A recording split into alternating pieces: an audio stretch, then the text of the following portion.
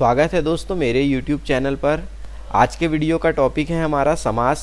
हिंदी व्याकरण के अंतर्गत हम समास आज पढ़ने वाले हैं। दोस्तों समास बहुत कठिन नहीं है, इसे अगर आप ध्यानपूर्वक पढ़ेंगे तो आप एक बार में ही सीख जाएंगे। तो शुरू करते हैं हम समास। चलिए देखते हैं। भिन्न अर्थ रखने वाले दो शब्दों या दो पद, दो शब्द होना चाहिए या दो पद होना चाहिए, के मेल से बना तीसरा नया शब्द। जब दो शब्दों को या पदों को जोड़ा जाता है तो एक तीसरे शब्द का निर्माण होता है या वाक्य का निर्माण होता है, जिसे समस्त पद कहा जाता है। तथा यह वह प्रक्रिया जिसके द्वारा समस्त पद बनता है समास प्रक्रिया कहा जाता है। क्या होता है कि दो शब्द है, एक शब्द हो गया, दो शब्द हो गए, ठीक है। दोनों का जब मेल होगा तो यहाँ पर तीसरे शब्द का निर्माण होगा, जिसे क्या कहा जाएगा, यह एक समासिक प्रक्रिया है, यानी कि क्या हुआ, समास का निर्माण हुआ। चलिए अब इसमें हम देख लेते हैं। यहाँ पर दो शब्दों का यूज हुआ है, पूर्व पद और उत्तर पद। तो पूर्व पद किसे कहते हैं, उत्तर पद किसे कहते हैं। देखिए दो शब्द है, एक शब्द हो गया समझ लो, और ये प्लस दूसरा शब्द हो गया, ठीक है। ये दूसरा शब्द हो गया, ये पहला शब्द हो गया। अब पूर्व पद कौन सा है और उत्तर पद कौन सा है। तो जो पहले का पद होता है ये उत्तर पद होता है, और ये कौन सा पद होगा, आगे का पद पूर्व पद होगा। चलिए ठीक है, आगे एग्जाम्पल में हम समझ जाएंगे।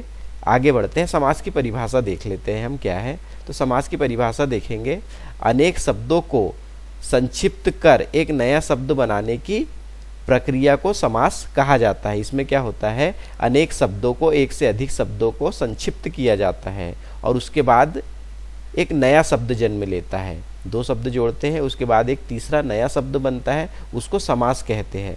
समास को कितने 6 भागों में बांटा गया है। तो आप यहाँ ज़्यादा टेंशन ना ले, आप आगे जब पढ़ेंगे इसके उदाहरण तो आपको समझ में आ जाएगा कि समास किसे कहते हैं। तो शुरू करते हैं हम 6 प्रकार के समास। तो कौन कौन से होते हैं देखते हैं। सबसे पहला हमारा समास है तत्पुरुष समास, दूसरा द्वंद्व समास, तीसरा द्विगु समास, चौथा कर्मधारय समास और पांचवा बहुव्रीहि समास, छठवां अवयवी भाव समास। चलिए ठीक है, देख लेते हैं हम आगे बढ़ते हैं।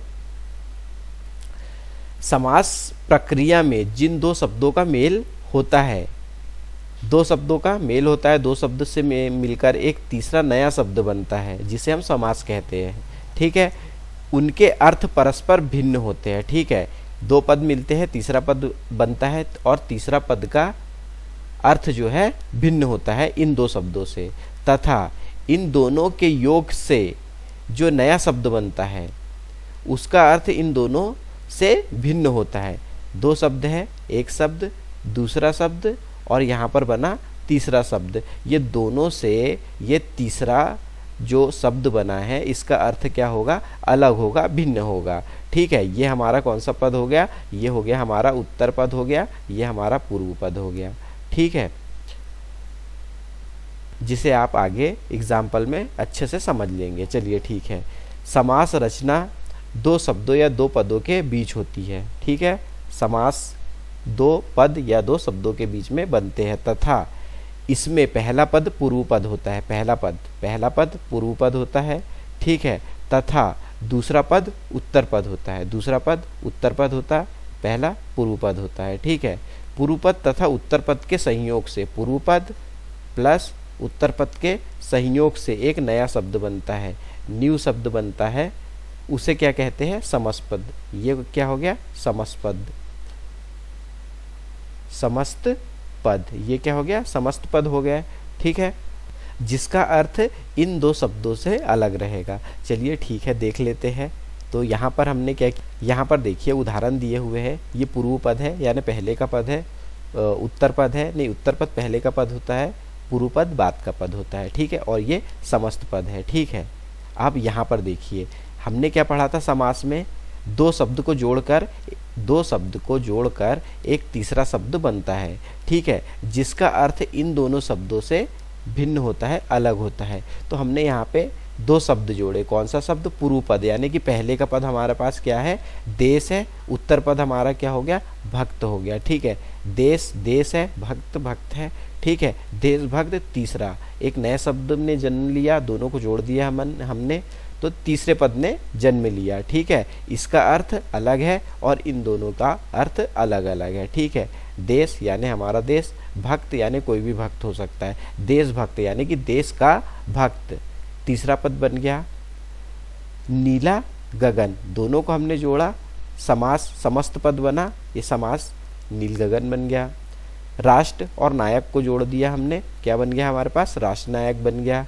नर और नारी को हमने जोड़ दिया तो नर नारी बन गया, ये समस्त पद हो गए हमारे, ठीक है। अब इसमें हम देखेंगे कि कौन सा समास है। जैसे हमारे पास समास क्या है, तत्पुरुष समास, द्वंद्व समास, द्विगु समास और कर्मधारय समास, बहुब्रीहि समास, अवयवी भाव समास। अब हम देखते हैं कि किसे किस प्रकार से बनाया जाता है। तो दोस्तों शुरू करते हैं सबसे पहले से हम। तो पहला हमारा कौन सा है, तत्पुरुष समास, ठीक है। तो तत्पुरुष समास हम शुरू करते हैं कि समझते हैं कि तत्पुरुष समास किसे कहते हैं, कैसे बनता है। यह जिस समस्त पद में पूर्व पद गौण होता है, यानी कि पूर्व पद की प्रधानता होती है, यानी कि लास्ट का, जैसे दो पद है इसमें लास्ट वाले पद की प्रधानता होती है, ठीक है। तथा उत्तर पद प्रधान होता है, ठीक है। मुख्य कौन सा, पूर्व पद होता है और उत्तर पद प्रधान होता है, वहाँ तत्पुरुष समास होता है। चूंकि तत्पुरुष समास का पूर्व पद विशेषण होता है अतः गौण होता है, तथा उत्तर पद विशेष्य होने के कारण प्रधान होता है। तत्पुरुष समास के विग्रह के समय समस्त कारकों के कारकीय चिन्ह जिनका समास करते समय दिया गया था पुनः जोड़े जाते हैं, जैसे रोग मुक्त, रोग से मुक्त। तो यहाँ पे कारक चिन्ह क्या यूज हुआ है, से का यूज हुआ है, ठीक है। तो यहाँ पर क्या है, अपदान कारक है, ठीक है। जीवन साथी, जीवन का साथी, तो यहाँ का कारक चिन्ह का यूज हुआ है, तो यहाँ पर कौन सा है, संबंध कारक चिन्ह है। तो ये क्या होते हैं कारक चिन्ह, हम आगे समझ लेंगे। चलिए ठीक है। यहाँ पर क्या होता है, तत्पुरुष समास में, तत्पुरुष समास जो होते हैं ये 6 प्रकार के होते हैं। तत्पुरुष समास कितने प्रकार के होते हैं, 6 प्रकार के होते हैं, ठीक है। तो इनमें कारक चिन्हों का यूज किया जाता है, फिर समझा जाता है कि कौन सा तत्पुरुष समास है। तो क्या है, सबसे पहले तो हमारे पास में क्या है, युद्ध क्षेत्र, ठीक है। ये हमारा समस्त पद हो गया, ठीक है। अब पूर्व पद, इसमें से अलग अलग करते हैं। तो पूर्व पद हमारा क्या हो गया, पहले का पद। पूर्व पद पहले का पद होता है, शायद मैंने इससे पहले गलत बता दिया था आपको। पूर्व पद पहले का पद होता है और उत्तर पद बाद का पद होता है, ठीक है। पूर्व पद यानी पहले का पद होता है, ठीक है। अब युद्ध क्षेत्र यानी युद्ध का क्षेत्र, इसको हमने समास विग्रह किया तो क्या आया, युद्ध का क्षेत्र, ठीक है। युद्ध क्षेत्र को हमने क्या किया, समास विग्रह कर दिया। तो यहाँ पर क्या आ गया हमारे पास में, चलो समास विग्रह कर लेते हैं हम। हमारे पास आ गया युद्ध क्षेत्र, युद्ध का क्षेत्र। तो युद्ध का क्षेत्र, तो हमारे बीच में क्या है, कारक चिन्ह क्या यूज हुआ है, का। तो ये कारक चिन्ह को देख के ही पहचानेंगे हम कि कौन सा तत्पुरुष समास है। तो ये देखिए कारक चिन्ह क्या है हमारे पास, क्या, उत्तर पद क्या हो गया, क्षेत्र हो गया, पूर्व पद क्या हो गया हमारे पास, युद्ध हो गया। चलिए यहाँ पर क्या है, गुरु दक्षिणा, समास विग्रह करेंगे हम तो क्या आएगा, गुरु के लिए दक्षिणा। यहाँ पर कारक चिन्ह क्या है हमारे पास, के लिए, ठीक है।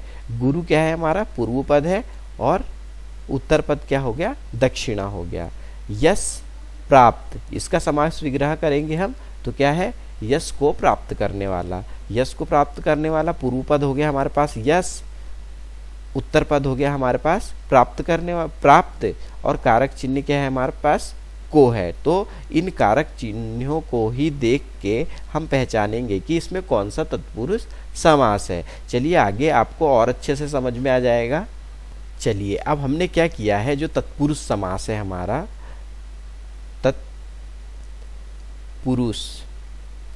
तत्पुरुष समास, जो हमारा तत्पुरुष समास है, इसमें हम कारकीय चिन्हों को किस प्रकार से पहचानेंगे, इसके भेद क्या क्या है हम जानेंगे। सबसे पहले तो हम देखते हैं कि तत्पुरुष समास के प्रकार कितने होते हैं। तो तत्पुरुष समास के प्रकार होते हैं 6 प्रकार होते हैं तत्पुरुष समास के। सबसे पहला कौन सा, कर्म तत्पुरुष होता है, दूसरा करण तत्पुरुष होता है, संप्रदान तत्पुरुष, अपदान तत्पुरुष, संबंध तत्पुरुष और अधिकरण तत्पुरुष। तो हम इन सभी तत्पुरुष समास के 6 भागों को हम पढ़ने वाले हैं।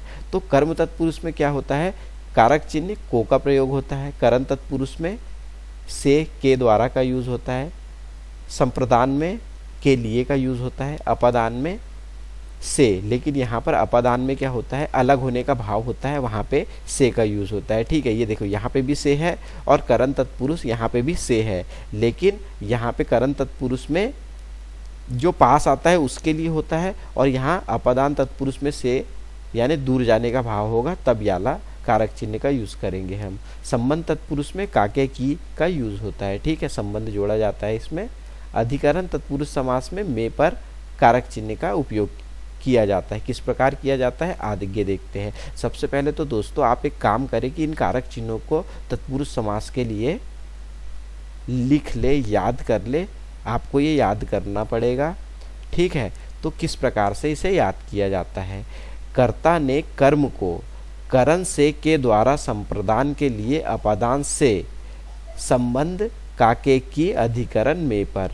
तो ये आपको इस टाइप से याद करना है और इसे जब भी समास की ज़रूरत पड़ती है आपको तो लिख के अपने कॉपी में रफ में लिख के रखना है। फिर से एक बार दोस्तों आपको इसे इस प्रकार से याद करना है। कर्ता ने, तो यहाँ से इसको छोड़ दो। ठीक है, कर्ता ने कर्म को करण से के द्वारा संप्रदान के लिए अपादान से संबंध काके की अधिकरण में पर। ठीक है, इस प्रकार से इसे आपको याद करना है। ठीक है, इसे इस प्रकार से इसलिए याद करना है क्योंकि हमें यहाँ पे हम समझ जाएंगे कि कर्म तत्पुरुष में कारक चिन्ह हम को का प्रयोग को हुआ है तो देख के पहचान जाएंगे कि ये कर्म तत्पुरुष है। ठीक है, अब हम करण तत्पुरुष को पहचानेंगे। से और के द्वारा का यूज होगा वहाँ पे, तो हम करण तत्पुरुष को पहचान लेंगे। और संप्रदान में के लिए का यूज होगा कारक चिन्ह, अपादान में से का यूज होगा, संबंध में काके की का, अधिकरण में पर का यूज होगा। तो आप इसे फिर से मैं बताता हूँ किस प्रकार से याद करते हैं। इसे याद करते हैं, कर्ता ने कर्म को करण से के द्वारा संप्रदान के लिए अपादान से संबंध काके की, ठीक है, अधिकरण में पर। ठीक है, अब हम क्या करते हैं, कर्म तत्पुरुष को देख लेते हैं, आपको अच्छे से समझ में आ जाएगा। चलिए देखते हैं। सबसे पहले हम कर्म तत्पुरुष समास। ठीक है, तो कर्म तत्पुरुष समास में हमने क्या देखा था कि कारक चिन्ह किसका प्रयोग होता है, को का। तो हमारा कारक चिन्ह क्या है, को। हमारे लिए सबसे महत्वपूर्ण क्या है, ये कारक चिन्ह जो को है इसका यूज होता है, जो हमने यहाँ पर सीख लिया है। ठीक है, तो कर्म तत्पुरुष में किसका यूज हो रहा है, को का यूज हो रहा है। ठीक है, तो हम यहाँ से इसे पहचानेंगे। चलिए देख लेते हैं। जेब कतरा, हमारे पास उदाहरण है जेब कतरा। तो इसका हमने समास विग्रह किया। हमने पूर्व पद और उत्तर पद पहले देख लिए थे, पूर्व पद क्या होता है, उत्तर पद क्या होता है। ठीक है, तो हमारे पास यहाँ पर हम फिर से लिख लेते हैं। पूर्व पद हो गया ये हमारा उत्तर पद हो गया। ठीक है, तो पूर्व पद जेब, जेब हो गया हमारे पास उत्तर पद। ठीक है, नहीं, पूर्व पद हो गया जेब और उत्तर पद हमारे पास क्या हो गया, कतरा हो गया। ठीक है, तो ये हुआ। समस्त पद क्या बना, जेब कतरा बन गया हमारा। ठीक है, और इसका विग्रह किया हमने, तो हमारे पास क्या आया, जेब को कतरने वाला। जेब कतरा कौन कहलाता है, जेब को कतरने वाला। तो यहाँ पर जो कारक चिन्ह को का यूज हुआ है, तो ये को का यूज किस में होता है, कर्म तत्पुरुष में होता है। तो ये हमारा कर्म तत्पुरुष समास हो गया।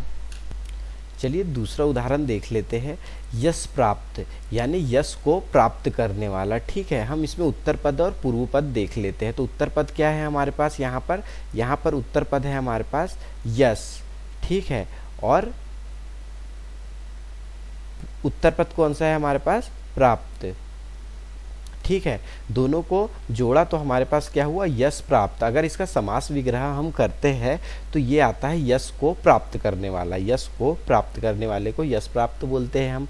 तो हमारे पास यहाँ कारक चिन्ह देखिए को का यूज हुआ है। को का उपयोग हमने सीखा था कि कर्म तत्पुरुष में होता है, तो हम ऐसे इसे पहचान लेंगे। ठीक है, अब सुख प्राप्त, ऐसा प्रश्न आएगा सुख प्राप्त में कौन सा समास है। तो सबसे पहले तो हम इसको क्या करेंगे, वही अपना लिख लेंगे, कर्ता ने कर्म को, आपने जो याद किया हुआ है। चलिए एक बार फिर से देख लेते हैं। देखिए ये हमने याद किया था, कर्ता ने कर्म को करण से के द्वारा अपादान के लिए, संप्रदान के लिए अपादान से संबंध काके की अधिकरण में पर। ठीक है, तो ये हमने याद किया हुआ था, इसी को देख के हमको तत्पुरुष समास की पहचान करना है। तो यहाँ पर हमने देख लिया कि कारक चिन्ह बीच में क्या यूज़ हुआ है, को का यूज़ हुआ है, इसलिए इसमें क्या है, कर्म तत्पुरुष समास है। ठीक है, हम दूसरा उदाहरण देख लेते हैं। सुख प्राप्त, सुख प्राप्त, तो यहाँ पर क्या है, सुख हमारे पास क्या है, सुख पूर्व पद है प्लस प्राप्त क्या है, उत्तर पद है हमारे पास। तो सुख प्राप्त, सुख को प्राप्त करने वाला। ठीक है, सुख प्राप्त हो गया। यहाँ कारक चिन्ह को देख के हम पहचानेंगे कि यहाँ पर कर्म तत्पुरुष समास है। गगन चुंबी, गगन चुंबी, गगन को चुमने वाला। जब हम समास विग्रह करेंगे इसका तो क्या है, आएगा गगन को चुमने वाला, गगन चुंबी। ठीक है, तो को कारक चिन्ह का यूज हुआ है यहाँ पे, तो हमने पहचान लिया कर्म तत्पुरुष समास है। उसी प्रकार ग्राम गत, ग्राम को गत, समास विग्रह किया हमने, ग्राम को गत। ठीक है, तो यहाँ पर कारक चिन्ह क्या आया, को। ऐसे हमने पहचान लिया कि कर्म तत्पुरुष समास है। विदेश गत, विदेश को गत। ठीक है, स्वर्गगत, स्वर्ग को गत। ठीक है, परलोक गमन, परलोक को गमन। तो कारक चिन्ह हम को देख के हम पहचान जाएंगे कि यहाँ पर कौन सा समास है, यहाँ पर है कर्म तत्पुरुष समास, कर्म तत्पुरुष समास। ठीक है, हमने यहाँ पर पहचान लिया। अब हम अगला जो है उसके ऊपर चलते हैं। तो दूसरा हमारा क्या है, करण तत्पुरुष। दूसरा है हमारे पास में क्या है, करण तत्पुरुष। ठीक है, तो इसमें क्या कारक चिन्ह का उपयोग होता है, करण में से और के का। ठीक है, से और के का यूज होगा, तो हम पहचान लेंगे यहाँ पर कौन सा समास है, करण तत्पुरुष समास है। ठीक है, तो यहाँ पर हम देख लेते हैं फिर से एक बार कि ये हमारा समस्पद है और ये समास विग्रह है। अगर आपको लिखना चाहो तो मैं यहाँ पर लिख देता हूँ कि यहाँ पर सबसे पहले क्या आएगा, पूर्व पद, पूर्व पद, और यहाँ पर क्या आता है, उत्तर पद, उत्तर पद। तो पूर्व पद हमारे पास में क्या हो गया, प्रेम, क्या हो गया, प्रेम, और इसका प्लस प्रेम आकुल, यह हमारा उत्तर पद हो गया। ठीक है, अब यहाँ से हमने इसका समास विग्रह किया, तो क्या समास विग्रह होगा, प्रेमाकुल का प्रेम से आकुल, प्रेम से आकुल। ठीक है, प्रेम से आकुल। यहाँ पर देखिए कारक चिन्ह क्या है, से किस में आता है, करण तत्पुरुष समास में आता है। तो हमने इसको पहचान लिया कि ये कौन सा समास है, करण तत्पुरुष समास है। ठीक है, कष्ट साध्य, कष्ट से साध्य। ठीक है, कष्ट साध्य का हम समास विग्रह करेंगे तो क्या आएगा, कष्ट से साध्य, कारक चिन्ह क्या आया, से। रेखा, रेखांकित, रेखांकित को हम समास विग्रह करेंगे तो क्या आएगा, रेखा से अंकित, ये कारक चिन्ह से का यूज हुआ है। हमने पहचान लिया कि ये करण तत्पुरुष समास है। प्रेम आतुर, प्रेम आतुर, प्रेम से आतुर, समास विग्रह किया हमने, प्रेम से आतुर, कारक चिन्ह क्या है, से। मत, मद मस्त, मद मस्त, मद से मस्त, कारक चिन्ह से। ठीक है, तुलसी कृत, तुलसी से के द्वारा कृत, दोनों का यूज हो सकता है, के द्वारा आ गया यहाँ पे, तुलसी के द्वारा या तुलसी से। ठीक है, तो के द्वारा भी किस में आता है, करण तत्पुरुष में आता है। ठीक है, शोकाकुल, शोक से आकुल। ठीक है, कारक चिन्ह से आ गया।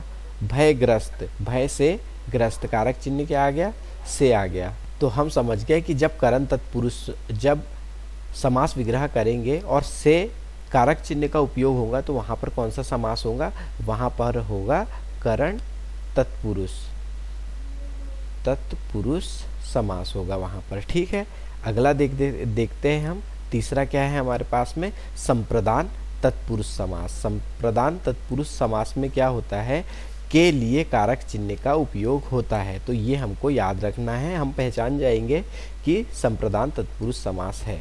ठीक है, यहाँ पर क्या है, समस्त पद हमारे पास मार्ग व्यय, मार्ग व्यय हमारे पास में क्या है, समस्त पद है। इसका समास विग्रह करते हैं हम, तो इसका समास विग्रह क्या होगा, मार्ग के लिए व्यय, मार्ग व्यय, मार्ग के लिए व्यय। कारक चिन्ह क्या आया है हमारे पास, के लिए। ठीक है, कारक चिन्ह हमारे पास में आया है के लिए, तो यहाँ पर हम पहचान जाएंगे संप्रदान तत्पुरुष है, क्योंकि कारक चिन्ह संप्रदान तत्पुरुष में के लिए का उपयोग होता है।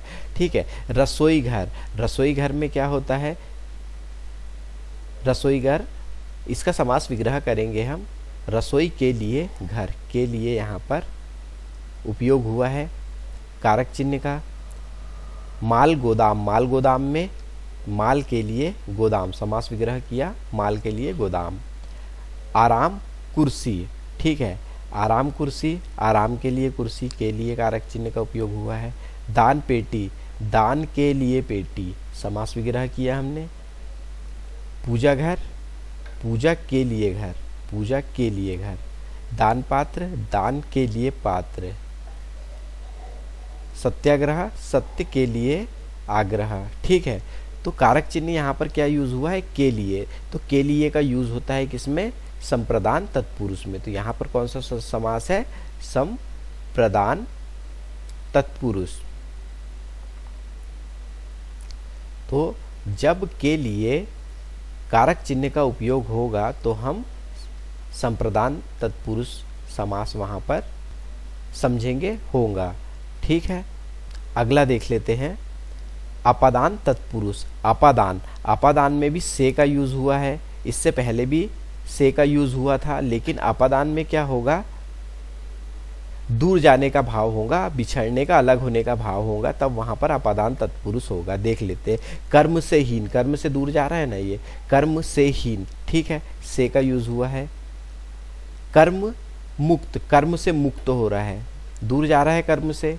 विद्याहीन, विद्या से हीन। नेत्रहीन, नेत्र से हीन। धनहीन, धन से हीन। भूखमरा, से, ठीक है। तो यहाँ पर क्या हुआ, से का उपयोग हो रहा है किस चीज के लिए, दूर जाने के लिए, अलग होने के लिए। अपादान तत्पुरुष होता है वहाँ पर, ठीक है। तो यहाँ कारक चिन्ह से का उपयोग हुआ है, दूर जाने का भाव है, इसलिए हम यहाँ पहचान जाएंगे यहाँ पर कौन सा समास है, अपादान तत्पुरुष, अपादान तत्पुरुष। ठीक है, अगला देख लेते हैं। अगला है हमारे पास संबंध तत्पुरुष समास। तो संबंध तत्पुरुष समास में कारक चिन्ह का, के, की का उपयोग होगा। चलिए देखते हैं। समस्त पद है हमारे पास में राजकुमार, राज का कुमार का यूज हुआ है यहाँ पर। राजपुत्र, राजा का पुत्र। जीवन साथी, जीवन का साथी। घुड़दौड़, घोड़े की दौड़। राष्ट्रपति भवन, राष्ट्रपति भवन का। सिर का दर्द, मृत्यु दंड, प्राणों का नाथ। जब समास विग्रह करेंगे तो इस प्रकार के शब्द बनेंगे, जैसे राजकुमार, राजा का कुमार। राजपुत्र, राजा का पुत्र। जीवन साथी, जीवन का साथी। तो यहाँ पर का कारक चिन्ह का यूज हुआ है। यहाँ पर कौन सा समास होगा हमारा, संबंध तत्पुरुष,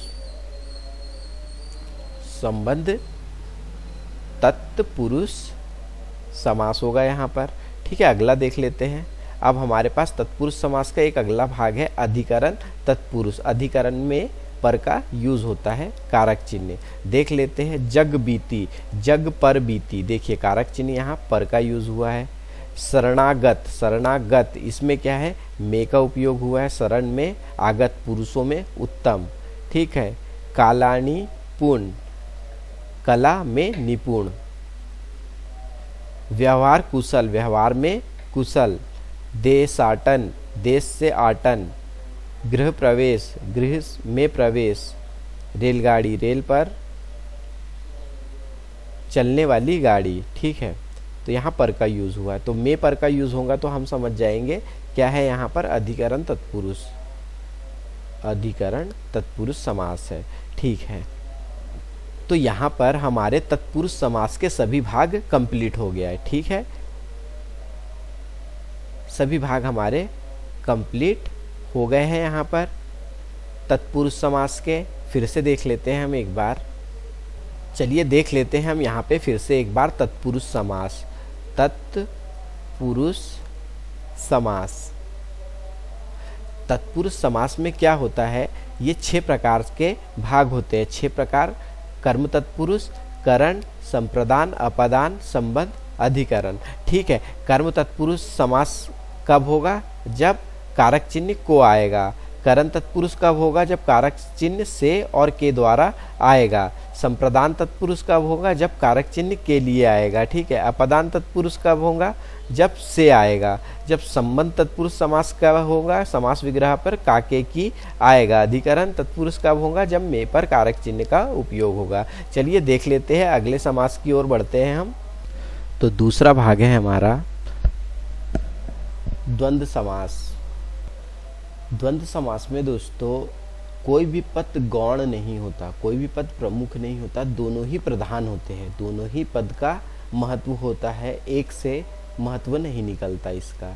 ठीक है, दोनों पदों का महत्व होता है।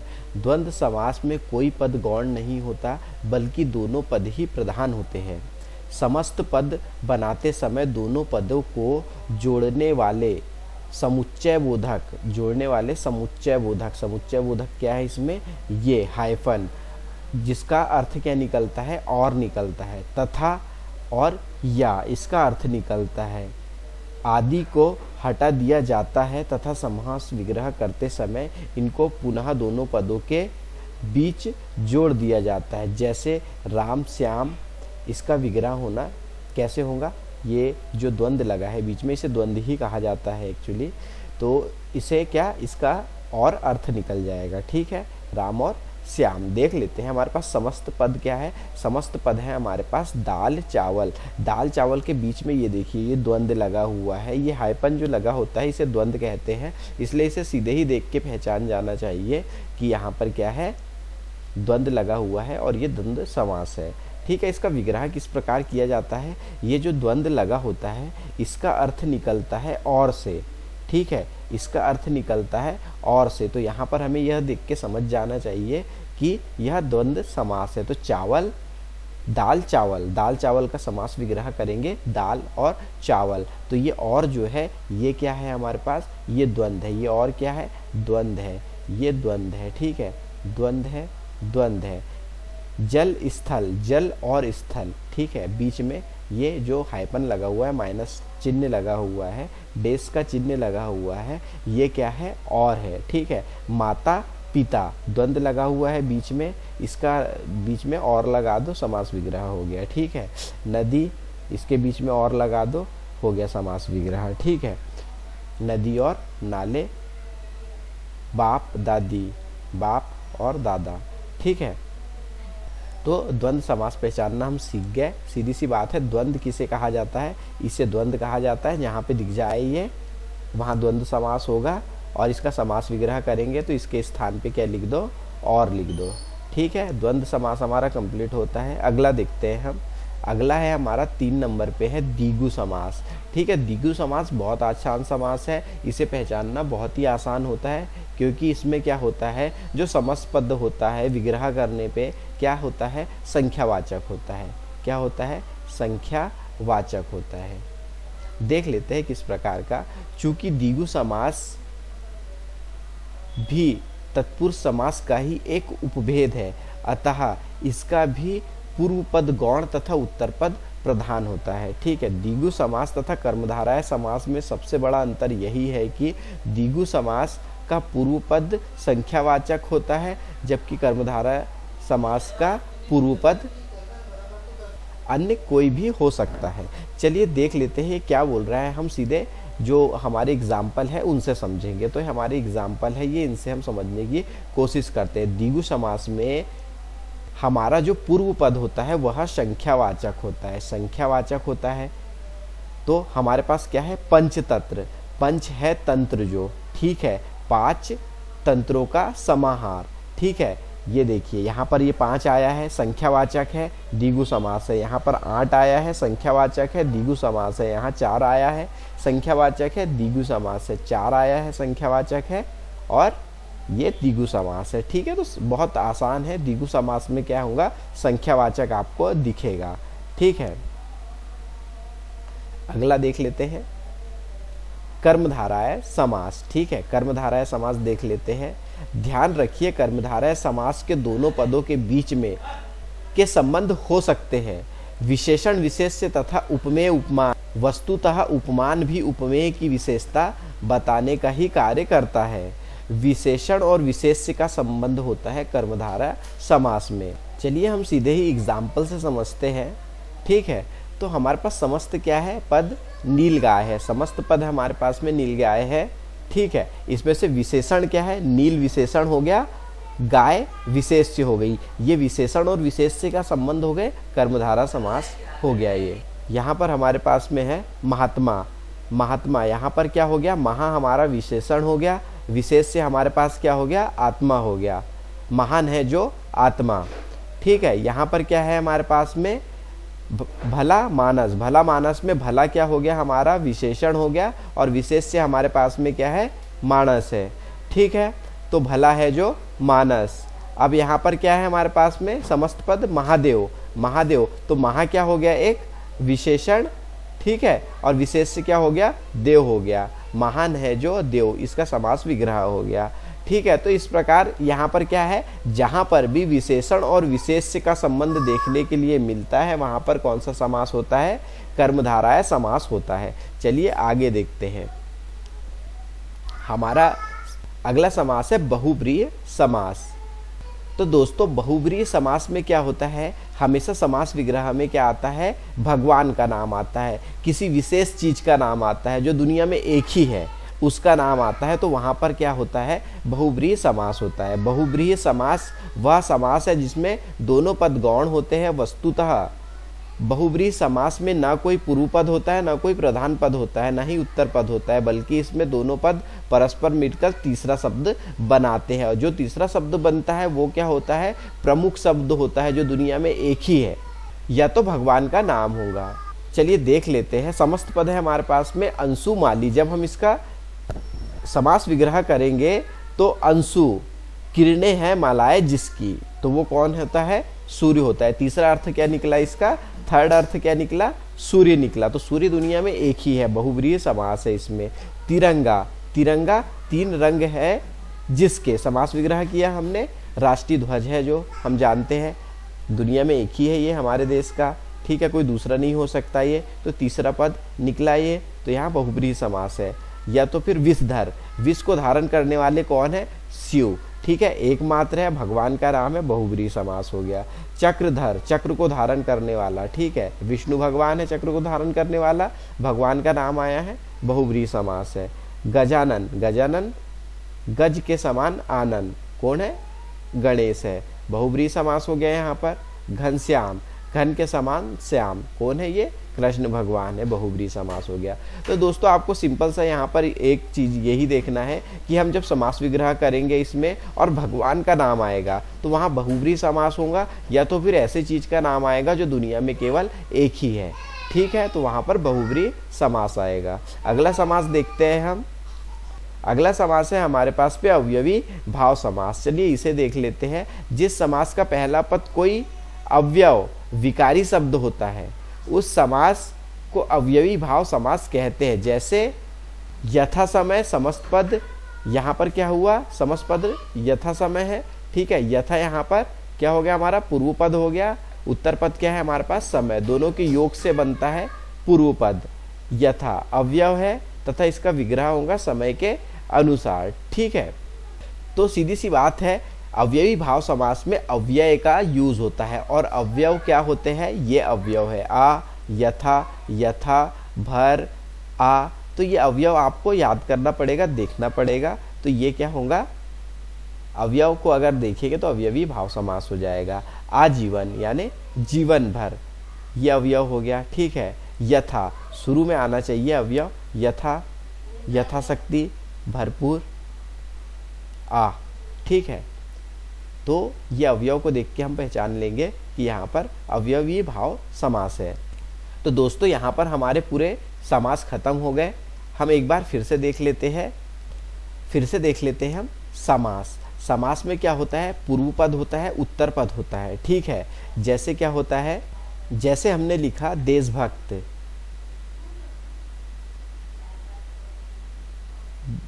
क्या हो गया, देशभक्त, देशभक्त।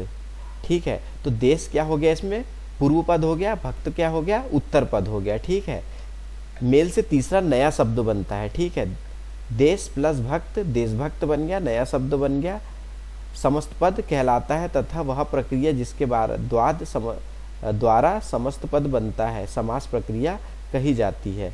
ठीक है, इसकी परिभाषा देख लेते हैं हम। अनेक शब्दों को संक्षिप्त करके, दो या दो से अधिक शब्दों को संक्षिप्त करके एक नया शब्द बनने की प्रक्रिया को समास कहते हैं। 6 भागों में समास को बांटा गया है।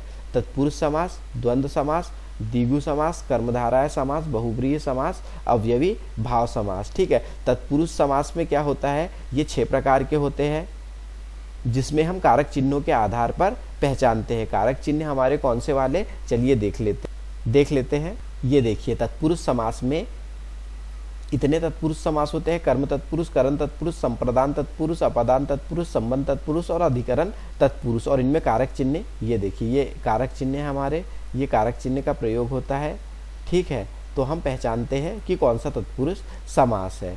तो कारक चिन्ह आप याद करें कैसे, कर्ता ने कर्म को करण से के द्वारा, संप्रदान के लिए, अपदान से, संबंध काके की, अधिकरण में पर। ये आपको याद करना पड़ेगा, आप तत्पुरुष समास पहचान जाएंगे। अब दूसरा समास देखते हैं हम, द्वंद्व समास। द्वंद्व समास में क्या होता है, बीच में द्वंद्व आता है, ऐसा द्वंद्व, और इसका अर्थ क्या निकलता है, और निकलता है। इस प्रकार हम पहचान जाएंगे कि यहाँ पर द्वंद्व समास है।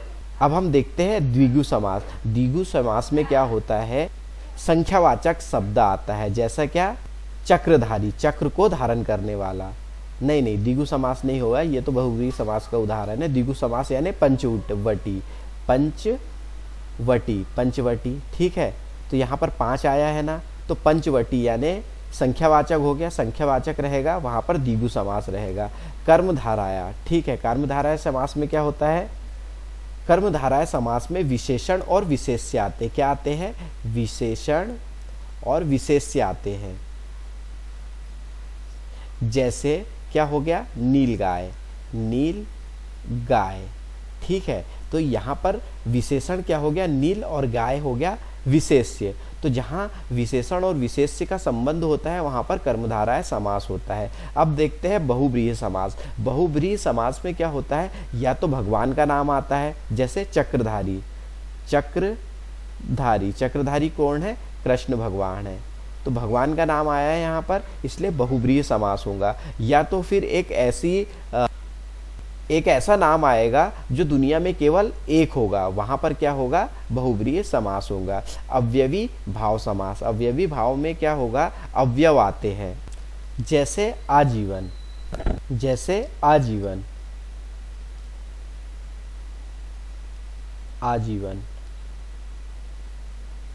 तो यहाँ पर जो आ है ये क्या है, अवयव है, तो अवयव देख के हम पहचान जाएंगे अवयवी भाव समास है।